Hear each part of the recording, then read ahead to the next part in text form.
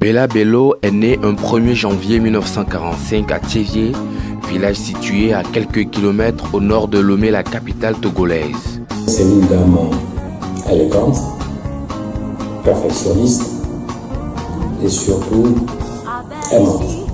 Elle est née d'une famille de 8 enfants. Georgette Nafiatchou Adjoavi Bello se rend à Abidjan pour se former en secrétariat après ses études primaires et secondaires à Sokodé et à Lomé. Elle profite de son séjour en Côte d'Ivoire pour suivre des cours de solfège à l'Institut des Arts. Son talent amène son ancien professeur de dessin, Paul Aï, un peintre togolais de renommée, à lui présenter Gérald Akwesson, premier éditeur phonographe africain en France et célèbre promoteur d'artistes. Par là, débute une carrière qui engendre Rokia, son premier album sous le nom d'artiste Bella Bello. D'autres succès de sa discographie sont entre autres Bléou,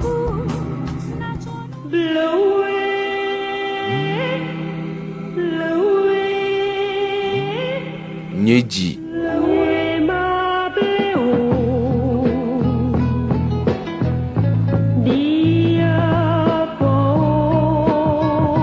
Dénigment,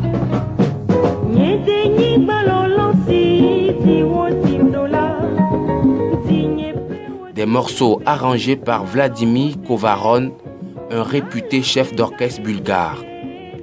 L'icône de la chanson togolaise a fait des tournées dans plusieurs capitales africaines.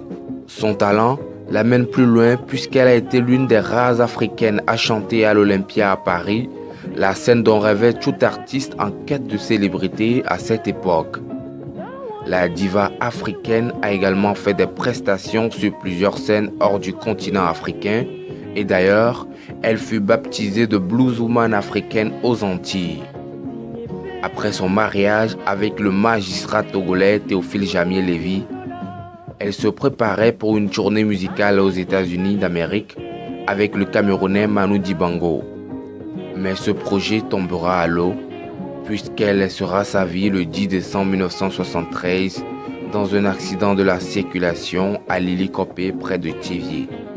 Elle était généreuse, elle avait un sourire. Qu'est-ce qu'il y avait derrière le sourire, on ne sait pas.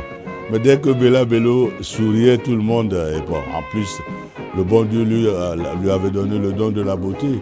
Mais pas la beauté un peu bling-bling, comme on dirait, hein, une noblesse. Je veux dire, c'est une femme avec qui il y a la femme, mais il y a la personne.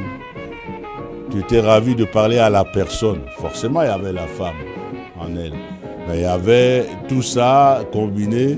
Et finalement, le bon Dieu peut-être nous a donné un tout petit peu d'aperçu d'elle parce qu'il est quand même parti un peu trop tôt, quoi. Le souvenir que j'ai gardé d'elle, je dirais sincèrement que Bella Bello, c'est une femme qui a un sens élevé de la famille. Parce que très jeune, elle a une présence qu'on ne peut pas, qui marque. Après sa mort, des hommages lui ont été rendus par plusieurs artistes, à l'instar d'Angélique Kidjo. Et là, sa mémoire avait été honorée et est encore honorée. Déjà sur le plan africain, déjà il y a eu, nous ne devons pas oublier que le billet de 10 000 francs de l'Afrique de l'Est, de l'Ouest plutôt, du pays du Moa, sa tête était sur le billet de 10 000 pendant 20 ans. Ça, c'est déjà honorer sa mémoire. Ensuite, à des dates d'anniversaire de dizaines, de quinzaines, il y a eu pas mal d'artistes qui ont fait des promotions, des reprises de ces chansons, tout ça. Et ce qui est d'abord très très valorisant.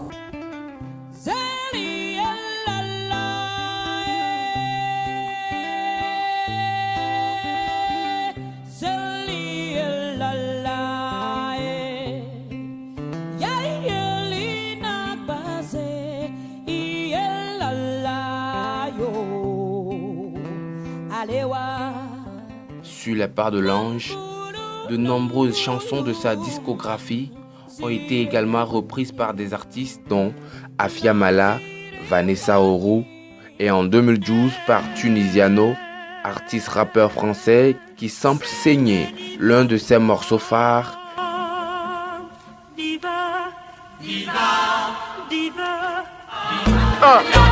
Le micro est branché.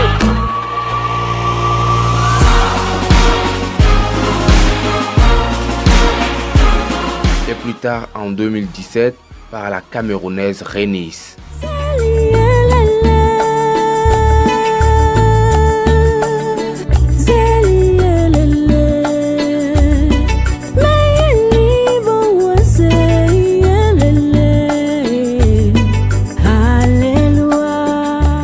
Disparu il y a des années, Bella Bello vit toujours par ses œuvres dans le patrimoine culturel africain.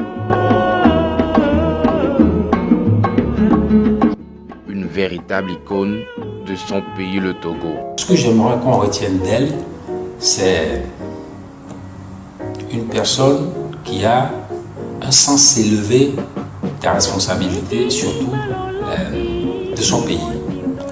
Parce que tout ce qu'elle disait, quand on écoute très très bien sa chanson, elle chantait principalement pour son pays. Vous avez l'exemple avec Denima.